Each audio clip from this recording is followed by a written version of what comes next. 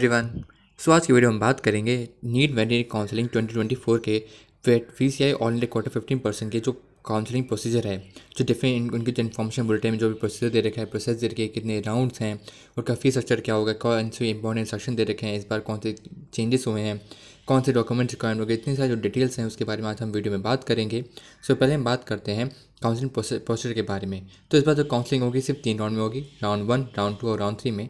जो stay round है वो नहीं हो रहा है, मॉप अप राउंड जो है वो नहीं हो रहा है। ठीक है, जो सीट होगी वो एलोकेट होगी सिर्फ आपकी नीट मार्क्स के बेसिस पर, उसके हिसाब से जो आपकी मेडल लिस्ट बनेगी उसके अकॉर्डिंग ही आपको सीट अलॉट की जाएगी।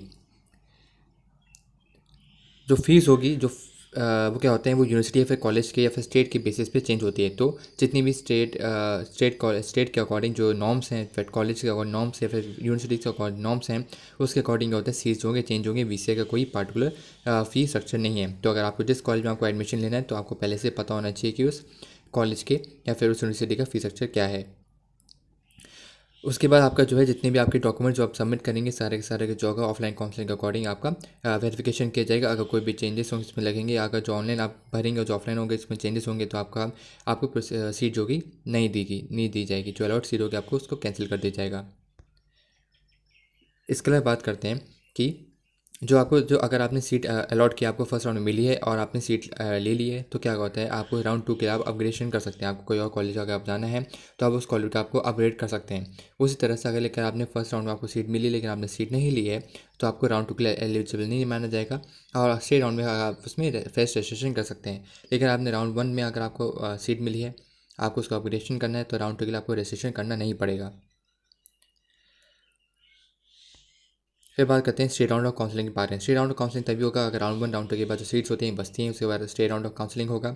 उसमें क्या होगा, जो सीट्स होंगी जो बचेंगी आपको www.vci.admission.in तरह से VCI पोर्टल पे जो होगा आपको उसमें सारी इन्फॉर्मेशन बता दी जाएगी। उसके लिए आपको फ्रेश रजिस्ट्रेशन करना पड़ेगा, साथ में क्या होगा, आपको फ़ीस देनी पड़ेगी। तो फीस जो होगी वो 50,000 है, किसके लिए, जनरल के लिए, OBC के लिए, EWS के लिए, और 25,000 है किसके लिए, SC के लिए, ST के लिए, फिजिकल हैंडीकैप्ड कैंडिडेट्स के लिए। सो जो बच्चे जिन्होंने राउंड 1 राउंड 2 में पार्टिसिपेट किया है उनको सीट अलॉट हुई है और उन्होंने सीट अलॉट उस वहाँ पर कॉलेज में एडमिशन रिपोर्ट नहीं किया है तो उनको इस राउंड के लिए एलिजिबल नहीं माना जाएगा।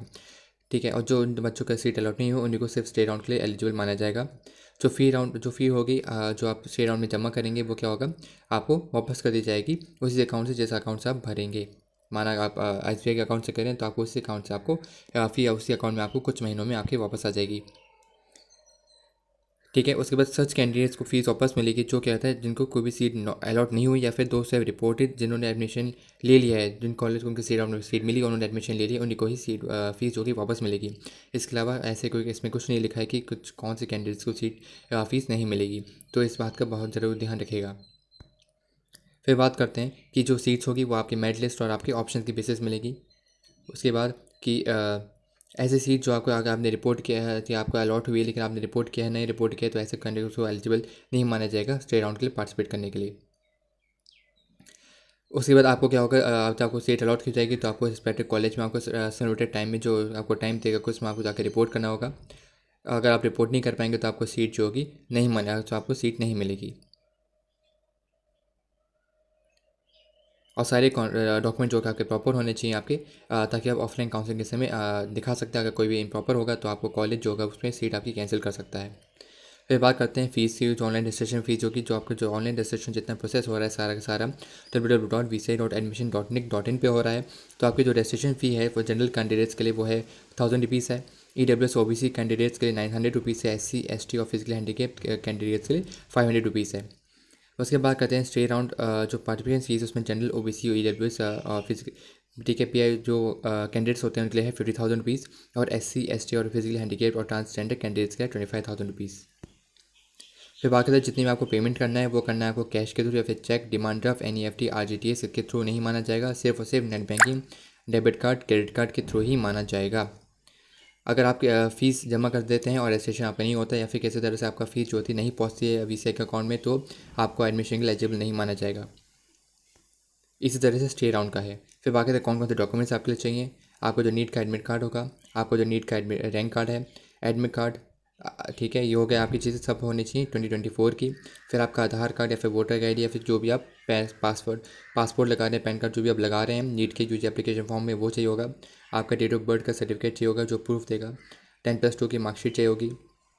उसके बाद आपका टीसी सर्टिफिकेट होगा वो चाहिए होगा। माइग्रेट सर्टिफिकेट चाहिए होगा। आपका कैरेक्टर सर्टिफिकेट आपके स्कूल या कॉलेज से होगा। आपके 6 पासपोर्ट साइज की फ़ोटोग्राफ होगी और एक पोस्ट कार्ड साइज की फ़ोटोग्राफ चाहिए होगी। ठीक है। उसके बाद आपके डिफरेंट स्टेट के सर्टिफिकेट चाहिए होंगे। अगर आप किसी कैटेगरी ब्लॉक कर रहे हैं तो आपको जैसे SC ST की सर्टिफिकेट हो गया, OBC सर्टिफिकेट हो गया। अगर आप एक EWS में आते हैं उसका सर्टिफिकेट हो गया, या फिर आप फिजिकली हैंडीकैप्ड उसके सर्टिफिकेट, तो इन सबके सर्टिफिकेट आपको लगेंगे जो प्रॉपर नॉर्म्स के अकॉर्डिंग होने चाहिए और प्रॉपर डेट्स के अकॉर्डिंग। इंपॉर्टेंट इंस्ट्रक्शन बात है। इंपॉर्टेंट इंस्ट्रक्शन ये है कि वेटरनरी काउंसिल ऑफ इंडिया जो आपकी जितनी लिस्ट बनेगी वो आपकी मेरिट लिस्ट के बेसिस बनेगी। जो भी आप एडमिशन लेना चाहेंगे वो आप जो चॉइस फिलिंग करेंगे ऑनलाइन वही मानी जाएगी। ऐसा नहीं होगा कि अगर आप कि ऑफलाइन जाके वहाँ पर जाकर चॉइस फिलिंग कर सकते हैं दिल्ली में, या किसी रिलेटिव को भेजिए। अगर इस तरह से कोई होगा तो आपकी जो कि आपका रजिस्ट्रेशन कैंसिल कर दिया जाएगा। इसके अलावा जितनी आगे इन्फॉर्मेशन आपको मिलेगी www.vci.admission.nic इन पर मिल जाएगी। आपको जितनी भी रजिस्ट्रेशन करना है वो आपको इसी साइट पे करना है। इसके हिसाब से आपको इसके अलावा आपकी ईमेल आईडी, मोबाइल नंबर जो आप यूजी एप्लीकेशन फॉर्म में भर रहे हैं आप कोशिश करें कि वही आप VCI काउंसलिंग भरें, ताकि हेल्पफुल रहेगा आपके लिए। इसके अलावा आपको जो बैंक डिटेल्स जो हम देंगे ताकि आपको पेमेंट वापस मिल जाएगा, शेयर राउंड पार्टिसिपेट करें तो सारी चीज़ें प्रॉपर होनी चाहिए। इसके अलावा जो आपकी अलॉटमेंट होगी काउंसलिंग की OBC कैंडिडेट के लिए, वो क्या होगा, क्रीमी लेयर के अंदर आते हैं तो अनरिजर्व कैटेगरी के तौर पर माना जाएगा। इसके बाद जितनी भी एडमिशन इसमें डिटेल्स दी जाएंगी वो सारी आपको www.vci.admission.in पर लिंक पे दी जाएगी। तो आप प्रॉपर बार बार आप उसको साइट को चेक करते रहें कि कोई नई इन्फॉर्मेशन आई है या नहीं आई है। जैसे भी राउंड खत्म होगा उसमें जो नई सीट राउंड के लिए जो नई सीट्स आएंगी, कौन सी सीट्स अलॉट हुई किसको भी सारी इन साइट्स पे आपको मिलेंगी। साइट है www.vci.admission.nic.in पर। और ये दे रखा है कि अगर कैंडिडेट को सीट अलॉट हुई है और वो सीट अलॉट कर वो अगर वो रिपोर्ट नहीं कर पाता है तो सीट उसको कैंसिल कर दी जाएगी। अगर स्टेट राउंड में ऐसा होगा तो उसकी फ़ीस शायद उसको वापस नहीं दी जाएगी। जितने भी आपको डॉक्यूमेंट सबमिट करने हैं सारे डॉक्यूमेंट ओरिजिनल होने चाहिए। अगर कुछ ऐसा फॉल्ट निकलता है तो आपको क्या सीट नहीं दी जाएगी। और ये बात ज़रूर कर लें कि आप चॉइस को रिफ़िल बहुत बार कर सकते हैं। आप जो सीट आप किसी कॉलेज को चूज़ करेंगे तो अपनी चॉइस को रिफ़िल कर सकते हैं, लेकिन एक बार लॉक हो गया तो उसके बाद चेंजेस नहीं कर सकते हैं। उसके अलावा आप ऑफलाइन के भी तौर पे कुछ नहीं कर सकते हैं। अगर आप इन सब चीज़ों को इन्फ्लुएंस करेंगे इसे ऑफलाइन मोड के थ्रू तो आपकी रजिस्ट्रेशन कैंसिल कर दिया जाएगा।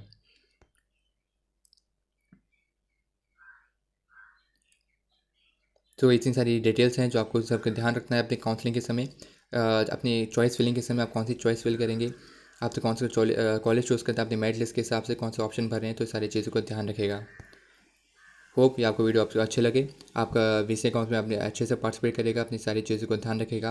होप आपको वीडियो अच्छी लगे। ऐसी वीडियो आती रहेंगी। Thank you.